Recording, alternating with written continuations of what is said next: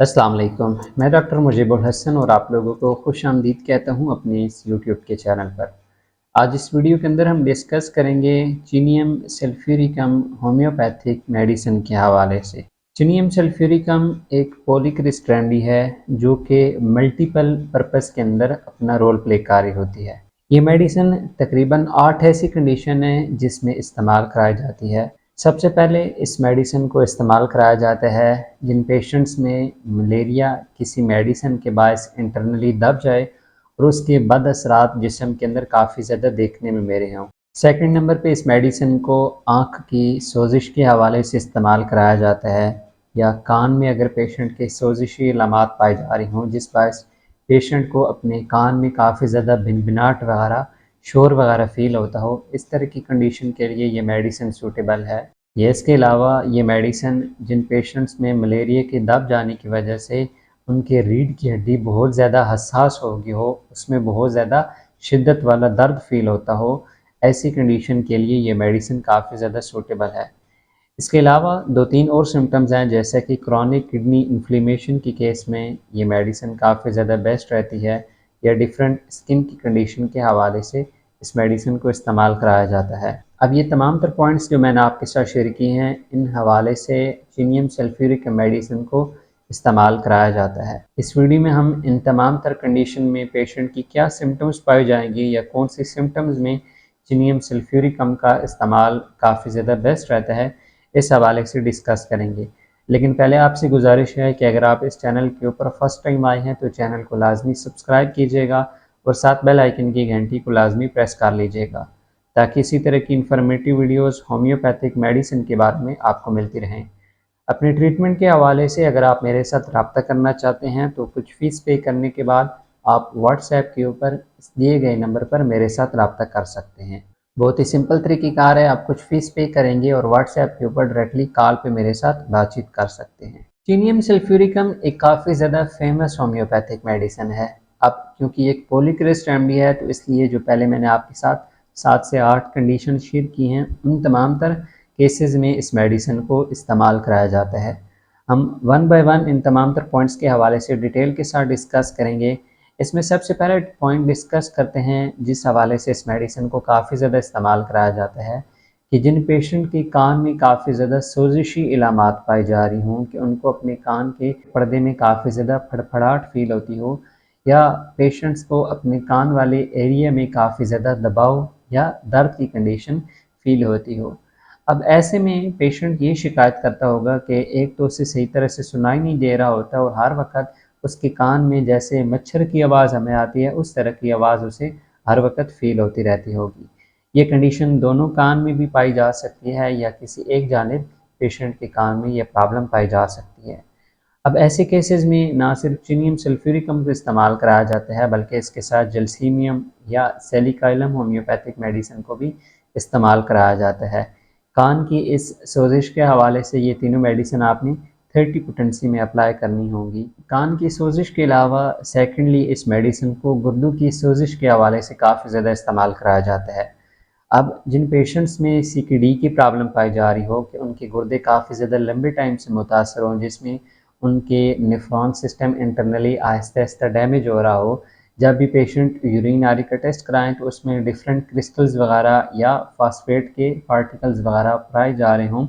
या different patients के urine में एल्ब्यूमिन की प्रॉब्लम भी पाई जा रही हो जिस पर इस पेशेंट को अपने गुर्दे में ना सिर्फ दबाव फील होता हो बल्कि दर्द वगैरह भी कभी कभार उसके साथ फील होता हो और पेशेंट को अपने जोड़ों के अंदर भी काफ़ी ज़्यादा दर्द की कैफियत फील होती हो। ऐसे पेशेंट का अक्सर औक़ात यूरिक एसिड काफ़ी ज़्यादा हाई आता होगा, लेकिन इसमें जब भी वो यूरिक एसिड्स की मेडिसिन इस्तेमाल करेंगे तो कुछ टाइम उनकी तबीयत बेहतर रहेगी, लेकिन दोबारा से उनमें ये कंडीशन पाई जा रही होगी। अगर बार बार इस तरह की कंडीशन रिपीट हो रही हो तो फिर ऐसे केसेस में आप चीनियम सल्फ्यूरिक मेडिसिन को लाजमन इस्तेमाल करें। ऐसे केसेस में इस मेडिसिन को आपने 200 पोटेंसी के अंदर इस्तेमाल करना होगा। अब तीसरी कंडीशन जिसमें रीढ़ की हड्डी काफ़ी ज़्यादा हसास हो जाती है,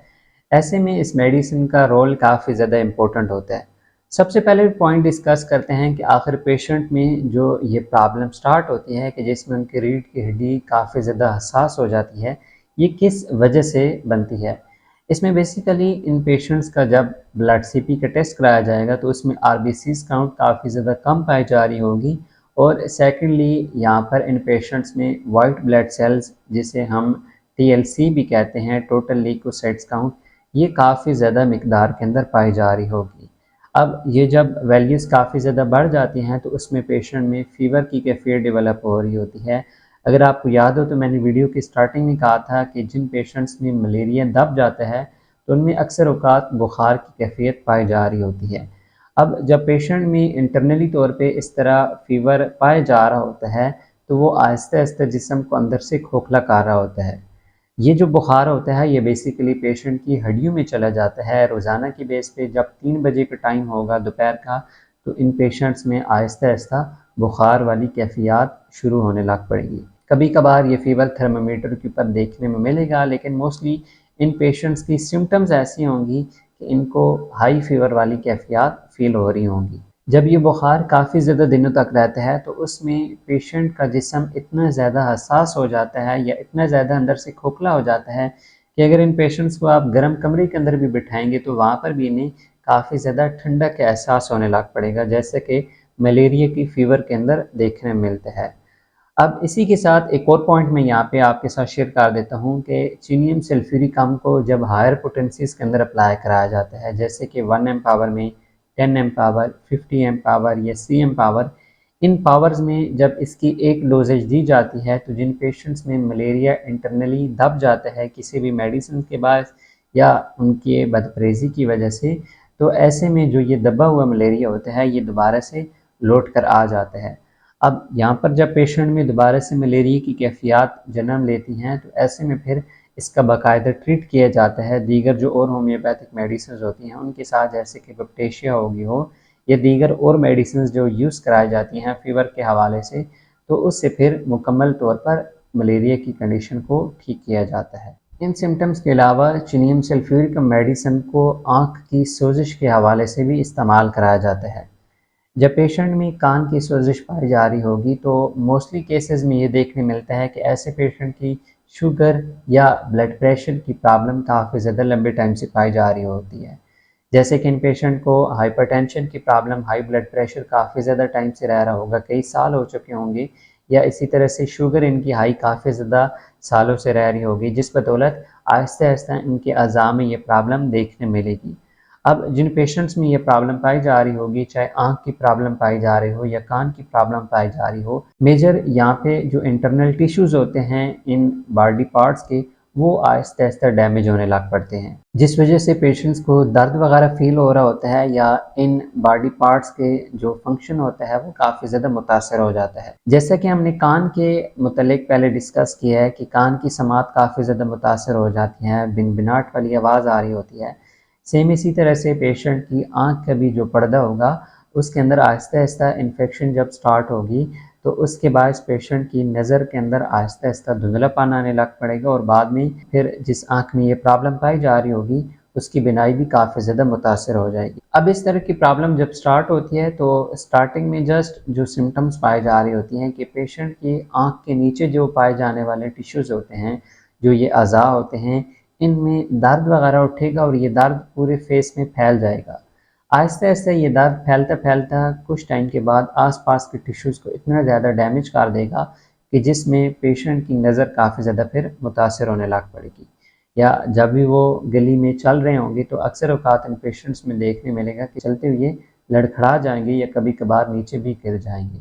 इन तमाम तर कंडीशंस के अलावा लास्ट जो सिम्टम आ जाती है जिसमें इस मेडिसिन को इस्तेमाल कराया जाता है वो है स्किन की डिफरेंट प्रॉब्लम्स।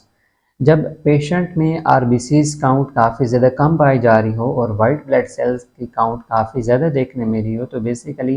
इंटरनल ब्लड में इन्फेक्शन स्टार्ट हो जाती है, जिसमें मुख्तलिफ़ कंडीशंस स्किन की डेवलप हो जाती हैं। अब ज़रूरी नहीं है कि हर पेशेंट्स के अंदर ये देखने मिलें, लेकिन जिन पेशेंट्स में वाइट ब्लड सेल की काउंट काफ़ी ज़्यादा पाई जा रही हो या तो उनको फ़ीवर स्टार्ट हो जाएगा या फिर उनमें जल्दी अमराज पाए जाने लग पड़ेंगे।